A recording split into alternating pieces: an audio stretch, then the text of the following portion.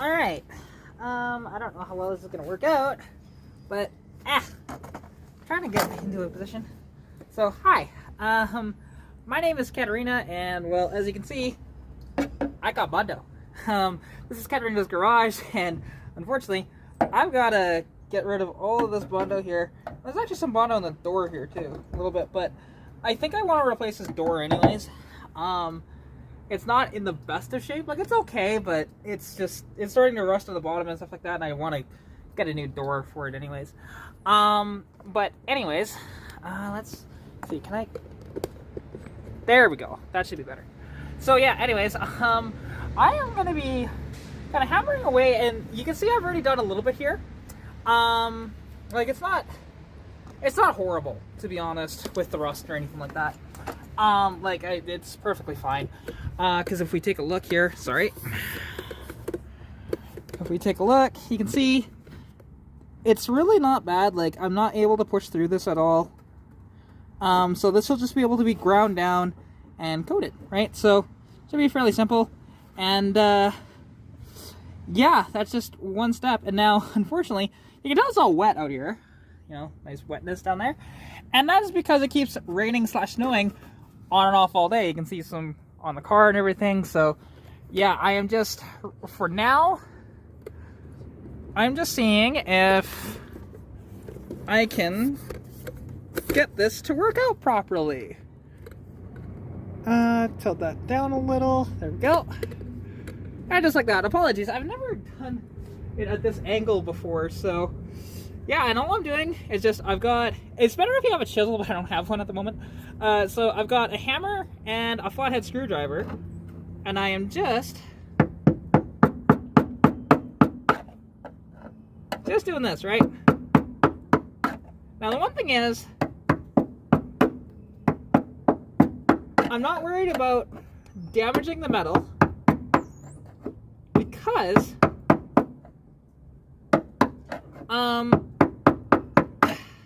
it's such thick metal that this is not really going to do anything. It's one thing when you have the newer vehicles doing this, you could definitely like dent the metal and whatever else. To be honest, if I dent it, I'm not really too worried about that. Come on.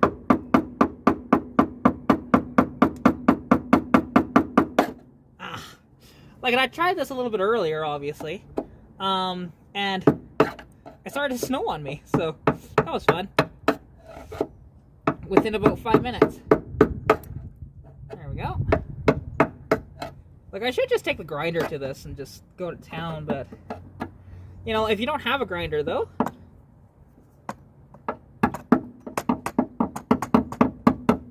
you can do it this way on your old Classic. But yeah, so anyways, you kind of get the picture, right, of what I'm doing here. And, well, hopefully when I'm done, I'll show you when it's done. So I decided to bust out the angle grinder, which you can see over here. You know, it's got a bunch of bondo dust on it. And you know what? It's actually looking pretty good in here so far. I'm not really too worried about any of this. There are some spots that, like, it's dented back here, you can tell, just how it feels. So that's kind of annoying, but that's okay. I mean, I'm not too worried about that. But once this stuff is ground down a little bit, it's not the end of the world. Like, you know, getting all this bondo off, it's gonna take a bit, but with the angle grinder, it should be pretty quick. It's just getting the angle grinder in there, because the splash shield on it, or the little shield here that protects you from it flying back at you, yeah, it's kind of in the way. So it's kind of annoying, but that's okay. I should be able to turn it though. But yeah, so that's where I'm at so far with grinding down all the bondo. Alright, so as you can tell, you know, I've had the grinder out for a bit, and then, you know, I used the hammer and homemade chisel, as in, you know, flathead screwdriver. However, not getting very far with that, so back to the angle grinder, and I figure I'll show you guys some of the action. And unfortunately, like I said, because the grinder isn't ideal, like actually my 10-inch grinder might be a little better than this, but I don't have any discs for that. So you do want to be careful. Like, I am wearing welding gloves. You don't have to wear welding gloves, but like some thicker gloves would be good. You should be wearing like thick pants too. I'm not actually. I'm just wearing regular thin jeans, but it'll be fine. Just make sure that you point it away from yourself. You should be wearing some eye protection as well when doing this too. So, anyways.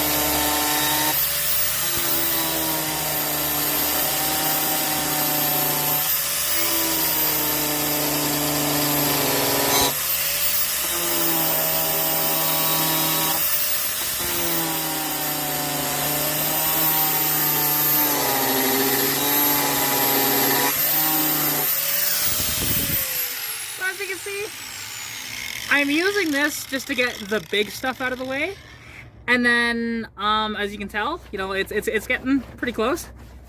Oh, all that bondo dust. But then once I am done like with the grinder, at least at the moment, I'm gonna go to my palm sander and start sanding this down because it's a little more flexible in here. But I still want to get that lower because my my discs aren't gonna cut it for that. I should open the door and actually do in the jams as well because there is bondo in there too. But yeah, so far though, it's turned out pretty good. And like I said, that metal is not too bad. I have touched metal a few times with the grinder, and it's and I've touched it with the screwdriver as well. It hasn't gone through. So yeah.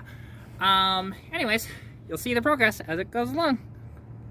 Okay, people, I get why you would do this. Don't get me wrong, but stop using bondo to fix dents. It doesn't work that way, and it'll only cause issues a little later. Like I do have some metal lifting, so I'll have to take the grinder and try and smooth this out as best I can. But then, like, you can tell actually, like, take a look at this. And it's starting to get cold again. Yeah, so you can see like how freaking wavy that is and stuff, and like up here, nice high spot, and then hey look, there's a little dent right here, you can feel it. High spot here, got another dent right here, got another dent right here, got one probably down here as well. I think I can feel it. And so yeah, and I'm still not through the bondo yet. Look at that, there's still a bunch more to go through.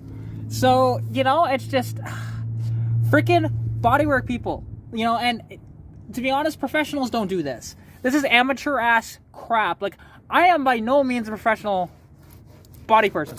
But for the love of Christ, do not ever, ever, ever, ever, ever use bondo to fill in dents.